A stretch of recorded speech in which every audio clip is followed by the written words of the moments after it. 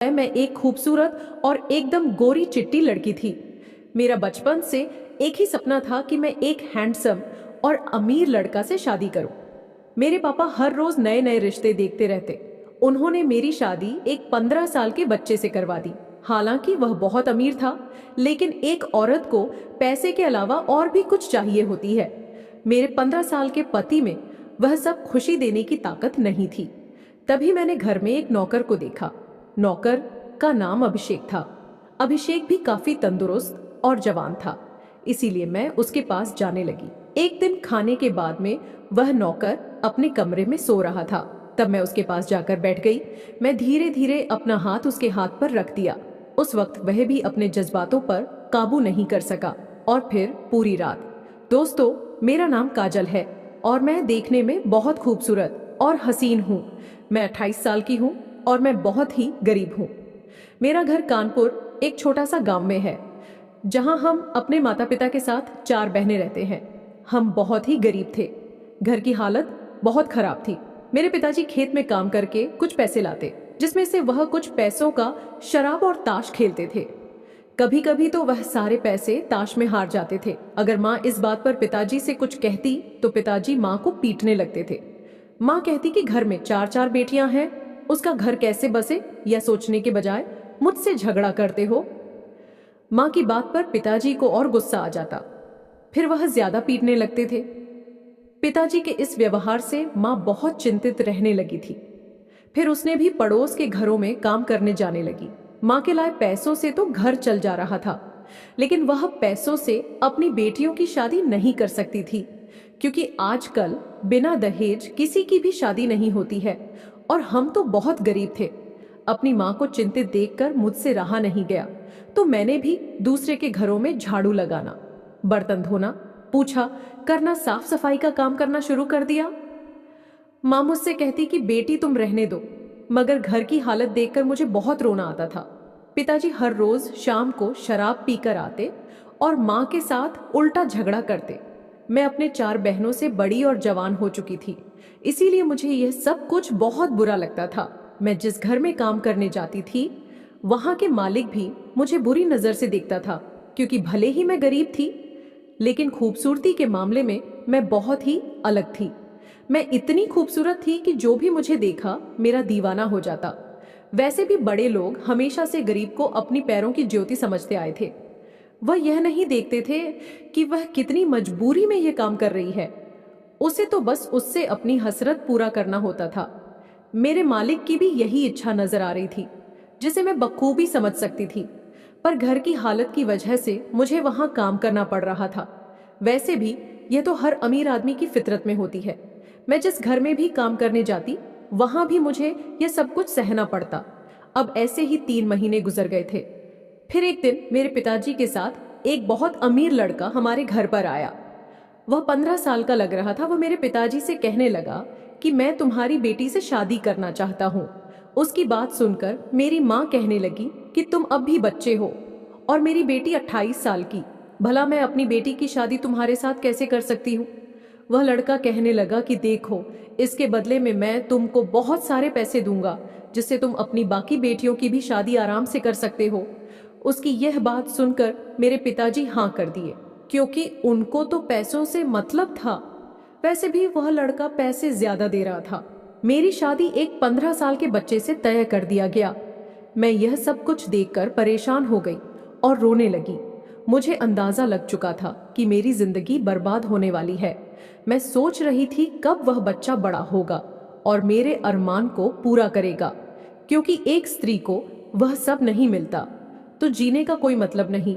माँ भी इस शादी से बिल्कुल भी खुश नहीं थी, लेकिन उस आदमी के दिए पैसे से बाकी मेरी 4 बहनों की भी शादी हो जाती, इसलिए माँ भी इस रिश्ते से मान गई। मेरी माँ जानती थी कि इतनी गरीबी में वह अपने बेटियों का घर नहीं बसा पाएगी। मैंने एक नज़र अपनी बहनों की तरफ देखा तो मुझे लगा कि अगर मुझे अपनी जिंदगी खराब करके बाकी बहनों का घर बस सकता है, तो मैं अपनी जिंदगी खराब करने को तैयार हूं। मैं इस शादी के लिए अपनी मंजूरी दे दी। फिर 5 दिन के बाद ही मेरी शादी एक 15 साल के बच्चे से हो गई और मैं अपने ससुराल आ गई। मेरे पति का नाम राज था। वह बहुत ही अमीर था। और मेरे अलावा कोई भी नहीं था। मैंने अपने पति से कहा कि आपने इतनी उम्र में मुझसे शादी क्यों की। तब मेरे पति ने बताया कि मुझे बीमारी है और मैं अब बस कुछ ही दिनों का मेहमान हूँ। मेरे आगे पीछे कोई नहीं है, ना मेरे माँ बाप हैं और ना कोई मेरा भाई है। इसीलिए मैं तुमसे एक बच्चा चाहता हूँ जो सारे पैसे, सारी जमीन जायदाद और इस घर का वारिस बन सके। मेरे पति कहने लगे, मेरे पास पैसों की कोई कमी नहीं है, लेकिन मुझे एक वारिस की जरूरत है जो मेरे संपत्ति को देख रेख कर सके। आज मैंने तुमसे शादी इसलिए की क्योंकि अब इस उम्र में मुझसे कोई भी लड़की शादी करने को तैयार नहीं होती। एक दिन तुम्हारे पिताजी के मुंह से मैंने सुना कि उसकी 4 बेटी हैं, लेकिन वह बहुत गरीब है, वह अपनी बेटियों की शादी नहीं करवा सकता। तभी मेरे मन में यह ख्याल आया कि एक आखिरी बार कोशिश करता हूँ, शायद मुझे औलाद का सुख मिले। और देखो, तुम मेरी पत्नी बनकर मेरे घर आ गई। मेरे पति का घर बहुत बड़ा था। मैं एक छोटे घर से उठकर सीधे बड़े घर में आ गई थी। लेकिन मैं सोच में पड़ गई कि एक 15 साल का बच्चा बाप कैसे बनेगा। क्या उसमें इतनी ताकत है कि मेरी जज्बातों को पूरा कर सके। लेकिन इतनी उम्र के पति मुझसे कैसे प्यार करेंगे, यह सब सोचकर मैं बहुत हैरान थी। मेरे ससुराल में एक नौकर काम करता था।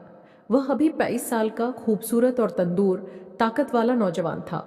अभिषेक को मेरे पति ने रहने के लिए एक रूम दे दिया था जिसमें वह रात को सोता था और दिन में घर के सारे काम करता था। मेरे पति ने कहा कि चलो मैं तुम्हें पूरा घर दिखा देता हूँ, अब इस घर की मालकिन तुम ही हो। मेरे पति ने मुझे सारा घर दिखा दिया और फिर मुझे अपने कमरे में लेकर चला गया। वह कमरा बहुत ही अच्छा से सजाया गया था। धीरे धीरे समय बिता गया और रात हो गई। रात का खाना मेरे पति ने अपने हाथों से बनाया था। खाने में कई तरह की मिठाइयाँ थी। खाना मुझे मेरे पति ने अपने साथ से खिलाया था क्योंकि उस घर में हम 3 लोग के अलावा और कोई नहीं था। लेकिन मेरे पति इतने उम्र के थे कि मुझे उनके सामने बहुत ही शर्म महसूस होती थी। खाना खाने के बाद मैं अपने कमरे में आ गई। मुझे बहुत ही अजीब महसूस हो रहा था, लेकिन मैं अब कर भी क्या सकती थी। कुछ ही देर में मेरे पति भी कमरे में आ गए। वह मुझसे कहने लगे कि देखो, शर्माओ मत, अब तुम मेरी पत्नी हो। भले ही तुम्हारी उम्र अभी बहुत ज्यादा है, लेकिन अब से तुम्हारा इस घर के साथ साथ मुझ पर भी अधिकार है। आज हमारी शादी की पहली रात थी। मैं बिस्तर पर यूं ही बैठी सोच रही थी कि 15 साल का बच्चा क्या कर लेगा। तभी मेरे पति भी मेरे पास आकर बैठ गए। थोड़ी देर के बाद वह मुझसे प्यार करने लगे, लेकिन मैं देख रही थी कि वह इस हालत में नहीं थे क्योंकि उनकी सांसें फूल रही थी और वह हाँफ रहे थे। मेरे पति औलाद पाने के लिए अपनी पूरी ताकत का इस्तेमाल कर रहे थे, लेकिन उनमें इतना दम नहीं था कि वह औलाद पैदा कर सके। बहुत कोशिशों के बाद भी उनसे कुछ नहीं हो पाया। फिर आखिर में वह थक कर सो गए। अपने पति का यह हाल देखकर मुझे बहुत हैरानी हो रही थी। मैं सोचने लगी कि अगर इनका ऐसा ही हाल रहा तो यह बाप कभी नहीं बन पाएंगे और ना ही मुझे कभी मां बनने का सुख प्राप्त होगा। इन सब के अलावा मैं अब भी जवान और खूबसूरत थी, इसलिए मैं भी अपने जवानी का भरपूर आनंद लेना चाहती थी। क्योंकि अगर किसी औरत को शादी के बाद भी वह खुशी अपने पति से ना मिले जिसका वह हकदार है, तो उसका जीवन किसी मरुस्थल की भांति हो जाता है, जहां ना तो पानी होती है और ना ही पेड़ पौधे उग पाते हैं। मैं किसी तरह मन में सब्र रखकर सो गई। फिर जब मेरी आंख खुली तो सुबह हो चुकी थी। मैं बिस्तर से उठकर कमरे के बाहर चली गई। उस वक्त मैंने देखा कि अभिषेक घर में पूछा कर रहा था। वह मुझे देखते ही मुस्कुराने लगा। मैं सोचने लगी, कहीं अभिषेक को मुझसे प्यार तो नहीं हो गया। मैं अपनी नजरें झुकाए बाथरूम में फ्रेश होने के लिए चली गई। कुछ देर के बाद जब मैं बाहर आई तब भी मैंने देखा कि वह मुझे देखकर मुस्कुराए जा रहा था। मैं उसे नजरअंदाज करके किचन में चली गई और नाश्ता बनाने लगी। नाश्ता बनाने के बाद मैं अपने 15 साल के बच्चे को कहने गई कि नाश्ता तैयार हो गया है। मेरे पति ने कहा कि टेबल पर रखो, हम साथ में वहीं पर नाश्ता करेंगे। थोड़ी देर के बाद मैं अपने कमरे में चली गई। आज रात को फिर मैं अपने पति के साथ कमरे में थी। वह आज भी जी तोड़ कोशिश कर रहे थे, लेकिन वह आज भी नाकाम रहे। फिर मैंने उनसे कहा कि आपको औलाद चाहिए, लेकिन आपसे कुछ हो नहीं पा रहा है, तो आपको वारिस कैसे मिलेगा वह? मेरी बात को सुनकर अपना चेहरा नीचे कर लिए। उन्हें एहसास हो चुका था कि वह इस उम्र में शादी करके गलती किए थे। वह अपने साथ साथ मेरी भी जिंदगी बर्बाद कर दिए थे। वह यह नहीं जानते थे कि इस उम्र में उनसे यह सब कुछ नहीं हो पाएगा। कुछ देर के बाद मैंने एक नज़र अपने पति की तरफ देखा तो वह गहरी नींद में सो चुके थे। मैं जवान थी और मेरे भी कुछ अरमान थे, लेकिन वह सब मेरे लिए अब एक सपना बन गया था। उस वक्त मेरे अंदर जो हव भड़क चुकी थी उसे मैं चाहकर भी शांत नहीं कर पा रही थी। मुझे अपने किस्मत पर रोना आ रहा था। फिर यूं ही मन को मनाकर करवट बदल बदल कर सो गई। इसी तरह शादी के 6 महीने बीत गए, लेकिन मैं अपने पति से कोई भी सुख नहीं मिला था।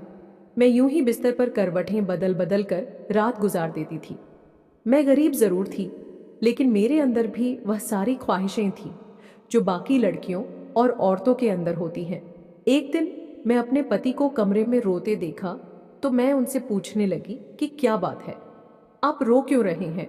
फिर वह कहने लगे कि अब मैं कुछ ही दिनों का मेहमान हूँ, पर अभी तक मैं कुछ कर नहीं पाया। लगता है मेरे नसीब में औलाद का सुख ही नहीं लिखा है, लेकिन मुझ में ही वह ताकत नहीं है कि मैं तुम्हारे साथ अपने सपने को पूरा कर सकूं। मैंने उनसे कहा कि आप चिंता मत कीजिए, सब ठीक हो जाएगा। इतना परेशान होने की क्या जरूरत है? उस वक्त मैं उनको तसल्ली दे रही थी, लेकिन मेरे अंदर भी दुखों का एक समुंदर बह रहा था जिसे मैं शब्दों में बयान नहीं कर सकती थी। अगले दिन सुबह जब मैं अपने कमरे से बाहर आई तब मैंने देखा कि नौकर मुझे देखकर मुस्कुरा रहा था। उसकी मुस्कान में एक अलग ही बात थी। मुझे ऐसा लगता था जैसे मुझे बहुत प्यार करता हो। जब मुझसे रहा नहीं गया तो मैंने उससे पूछा, अभिषेक, तुम हर दिन मुझे देखकर इस तरह से मुस्कुरा क्यों रहे हो? अभिषेक बात को काटते हुए कहने लगा कि नहीं मालकिन, बस ऐसे ही।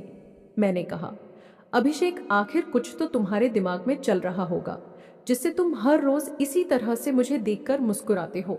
वह कहने लगा कि मालकिन, आप इतनी जवान और खूबसूरत है, फिर भी आपने मेरे 15 साल के मालिक से शादी क्यों की? क्या वह आपको वह खुशी दे पाते हैं जो आप चाहती हैं? अभिषेक की यह बात सुनकर लाचार होकर मैं वहां से चली गई, लेकिन उसकी बात मेरे पूरे जहन में किसी सुई की तरह छुप रही थी। मैं अपने कमरे में आकर उसकी कही हुई बातों को सोचने लगी। मैं यह सोचने पर मजबूर हो गई कि वह तो सच ही कह रहा था। अब मैं अभिषेक के ऊपर ध्यान देने लगी थी। मैं यह देखना चाहती कि वह मुझे किस नजरों से देखता है, आखिर वह मेरे बारे में क्या सोचता है। अगले दिन से मैं अभिषेक के आसपास रहने लगी।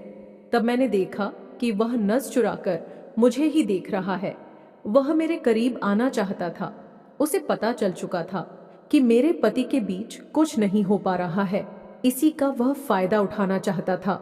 उस दिन के बाद से मैं भी श्याम के प्यार में पड़ने लगी थी। मेरे कदम डगमगाने लगा था, क्योंकि शादी के इतने महीने के बाद भी मैं अपने पति के प्यार से वंचित थी। मुझे पति से प्यार पाने का ख्वाहिश और माँ बनने का सपना टूटते नजर आ रहा था। मैं यह सोचने पर मजबूर हो गई कि अब वह कुछ ही दिनों के मेहमान थे, क्योंकि मेरे पति को कैंसर था। आखिर मेरे पति को कुछ हो गया तो मैं इस भरी जवानी में एक विधवा की जिंदगी कैसे जीऊंगी? अगले दिन रात के करीब 1 बज रहे थे। तब मैंने देखा कि मेरे पति गहरी नींद में सो चुके थे। फिर मैं चुपके से उठकर श्याम के कमरे में चली गई। मैंने देखा कि वह अभी तक जाग रहा था। शायद वह किसी सोच में गुम था। तभी मैं उसके पास जाकर बैठ गई। वह मुझे इस तरह से अपने पास इतनी रात को देखकर घबरा गया। वह कहने लगा कि मालकिन, आप इतनी रात को यहाँ मेरे कमरे में, कोई काम था क्या? मैंने कहा कोई काम नहीं था, लेकिन मुझे तुमसे कुछ चाहिए। अगर तुम वादा करो तो मैं कहूँ। अभिषेक कहने लगा कि मालकिन, आप कहिए तो क्या बात है, मैं कोशिश करूंगा। यदि मेरे बस में होगा तो फिर मैंने अभिषेक से अपना सारा दुख सुना दिया। मैंने कहा कि अभिषेक, मेरी शादी को 6 महीने हो गए हैं, लेकिन मैं अभी तक अपने पति के प्यार से वंचित हूँ। वैसे भी मैंने जब से तुम्हें देखा है तब से मुझे कुछ कुछ होने लगा है। मैं तुम्हारे प्यार में पड़ने लगी हूँ।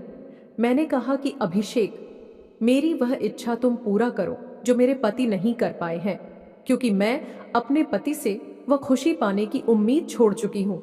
अब बस तुम्हारा ही सहारा है। अभिषेक कहने लगा कि मालकिन, अगर यह बात मालिक को पता चल गई तो वे मुझे नौकरी से निकाल देंगे। वैसे भी मैं ज्यादा पढ़ा लिखा नहीं हूं कि इसके अलावा कोई और काम कर सकता हूं। मैंने अभिषेक से कहा कि तुम उसकी चिंता मत करो, वह सब मैं संभाल लूंगी, क्योंकि इस वक्त मेरे अंदर की पीड़ा से ज्यादा मेरे लिए और कुछ नहीं था। फिर मैंने कहा कि तुम एक औरत की भावनाओं को समझो और मुझे वह खुशी दे दो जो मैं तुमसे चाहती हूँ, नहीं तो मेरी जिंदगी यूं ही बेकार हो जाएगी। अभिषेक कहने लगा कि मालकिन, कहूँ तो मैंने जब आपको पहली बार देखा था तभी मुझे आपसे प्यार हो गया था और आपको देखकर वह सब करने की इच्छा होती थी, क्योंकि मुझे पता था कि मालिक आपके जज्बातों को पूरा नहीं कर पाएंगे, लेकिन कभी आपसे कहने की हिम्मत नहीं हुई। अभिषेक मेरी भावनाओं को समझा और मुझे फौरन अपने बाहों में समेट लिया। फिर मैं भी उसके प्यार के समुंदर में डूबती चली गई। शादी के इतने दिनों के बाद मुझे ऐसा खुशी मिला था, इसीलिए मैं उसे इतनी जल्दी छोड़ना नहीं चाहती थी। फिर काफी देर तक मैं उसी समुंदर में बहती रही। जब हम दोनों थक गए तब उस समुंदर से बाहर आ गए। मुझे आज अभिषेक से वो खुशी मिला था जिसकी उम्मीद मैं अपने पति से कर रही थी। उस वक्त मुझे जिंदगी की सबसे बड़ी खुशी का एहसास हो रहा था। आज मेरा पहली बार था, इसीलिए मुझे थोड़ा दर्द भी हो रहा था, लेकिन यह दर्द उस दर्द से बहुत कम था जो मैं आज तक सहती आ रही थी। मैंने अभिषेक को धन्यवाद दिया और अपने कमरे में आ गई। तब मैंने देखा कि मेरे पति अभी भी गहरी नींद में सो रहे थे। मैं भी बिस्तर पर लेट गई और उसी के बारे में सोचने लगी, लेकिन शरीर की थकान के कारण मुझे कब नींद आ गई पता ही नहीं चला। उस दिन के बाद से मेरे और अभिषेक के बीच वैसा ही चलने लगा था। मैं भी अब बहुत खुश रहने लगी थी, क्योंकि अब मैं अपनी सारी ख्वाहिशों को पूरा कर रही थी। इसी तरह 3 महीने गुजर गए। तब एक दिन अचानक मैं बीमार हो गई। मेरे पति ने डॉक्टर को फोन करके घर पर ही बुला लिए। मुझे देखने के बाद डॉक्टर ने बताया कि मैं मां बनने वाली हूं। फिर वह मुझे कुछ विटामिन की दवाई देकर वहां से चला गया। डॉक्टर के जाने के बाद मेरे पति मुझसे कहने लगे कि तुम मां बनने वाली हो, लेकिन मुझे अभी भी विश्वास नहीं हो रहा है। तब मैंने अपने पति को विश्वास दिलाया कि यह आपका ही बच्चा है, आपकी ही इच्छा थी, न कि आप बाप बने, आपके संपत्ति का वारिस कोई हो। तो देखिए, आज भगवान आपकी सुन लिया और आप बाप बनने वाले हैं। मैंने उनको पूरा भरोसा दिलाया कि मेरा पेट में उन्हीं का बच्चा है। वह यह सब सुनकर बहुत खुश थे और उस दिन के बाद वह मुझ पर ज्यादा ध्यान देने लगे थे। इसी तरह दिन गुजरते गए और अब मेरी डिलीवरी का समय आ गया। एक दिन मैं घर में काम कर रही थी, तभी अचानक मेरे पेट में दर्द होने लगा। उस वक्त मेरे पति घर में मौजूद नहीं थे। तब अभिषेक ने मुझे फौरन से अस्पताल लेकर चला आया। वह फौरन से मेरे पति को भी फोन करके अस्पताल में बुला लिया। 4 घंटे के इंतजार के बाद मैंने एक प्यारे से बेटे को जन्म दिया, जिसे देखकर मेरे पति बहुत ही खुश हो रहे थे। उस वक्त भी उन्हें यह नहीं पता था कि यह बच्चा उनका नहीं, अभिषेक का है। मेरे पति को उनका वारिस चाहिए था, जो अब उन्हें मिल चुका था। अब उनके लिए यह जानने की जरूरत नहीं थी कि यह बच्चा किसका है। उन्हें इस उम्र में एक औलाद का सुख प्राप्त हुआ था, उनके लिए यही काफी था और अब वह इसे पाकर बहुत खुश थे। कुछ देर बाद हम अस्पताल से घर आ गए। अभिषेक के चेहरे पर एक अलग ही खुशी थी, क्योंकि वह अब बाप बन चुका था। अगले दिन सुबह मैं जब उठी तो मैंने देखा कि मेरे पति अभी तक सो रहे थे, जबकि हर दिन वह जल्दी ही उठकर बाहर चले जाते थे। जब मैं उन्हें उठाने लगी तो उनका सर एक तरफ लुढ़क गया। ये देखकर मैं जोर जोर से रोने लगी। तभी मेरी नजर पास में रखे हुए एक चिट्ठी पर पड़ी। उस चिट्ठी में लिखा हुआ था, काजल, मैं जानता हूं कि यह बच्चा मेरा नहीं है, क्योंकि उस रात जब तुम अभिषेक के कमरे में गई थी तभी मैं समझ गया था कि तुम अभिषेक से अपनी ख्वाहिश को पूरी करने लगी हो। मुझे इस बात से कोई दुख नहीं है कि तुम अभिषेक के साथ वह सब करती हो, क्योंकि गलती तो मेरा था जो मैंने इस उम्र में तुमसे शादी किया। मुझे बच्चे की ख्वाहिश थी, इसलिए मैंने शादी किया। मैं अब उस लायक नहीं हूं कि मैं तुम्हें वह खुशी दे सकूं।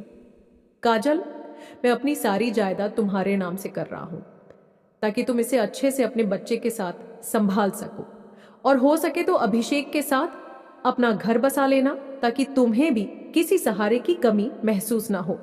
मैं यह सब पढ़कर फूट फूट कर रोने लगी। मुझे कुछ समझ में नहीं आ रहा था कि मैं क्या करूं। फिर मैंने अभिषेक को आवाज दिया। वह फौरन से डॉक्टर को फोन करके बुला लिया।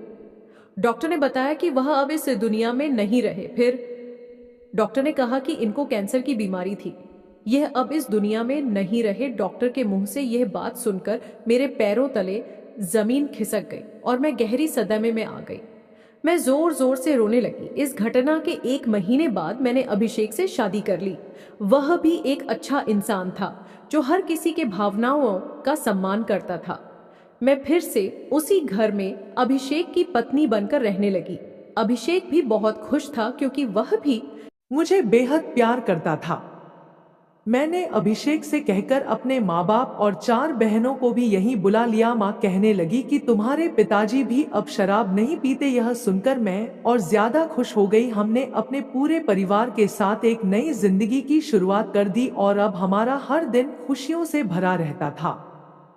और मेरी बाकी की 4 बहनों को भी अच्छा सा रिश्ता देखकर शादी करवा दी और कुछ दिनों बाद मेरी एक बेटी हो गई और हम अब बहुत खुश थे क्योंकि अब हमारे घर में एक बेटा और बेटी आ गया था। दोस्तों, यह कहानी आपको कैसी लगी हमें कमेंट में जरूर बताएं। यदि आपने अभी तक हमारा चैनल काजल वॉइस को सब्सक्राइब नहीं किया है तो चैनल को सब्सक्राइब करके बेल आइकन को जरूर दबाएं। धन्यवाद।